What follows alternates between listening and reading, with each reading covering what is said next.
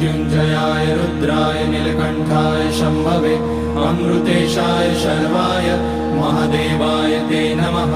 नमस्तेऽस्तु भगवन् विश्वेश्वराय महादेवाय त्र्यम्बकाय त्रिपुरान्तकाय त्रिकाग्निकालाय कालाग्निरुद्राय नीलकण्ठाय मृत्युञ्जयाय सर्वेश्वराय सदाशिवाय श्रीमान् महादेवाय नमः।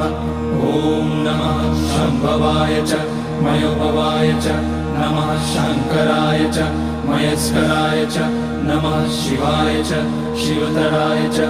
ॐ त्र्यम्बकं यजामहे सुगन्धिं पुष्टिवर्धनम् उर्वारुकमिव बन्धनान् मृत्योर्मुक्ष्यमामृतात्। नागेन्द्रहाराय त्रिलोचनाय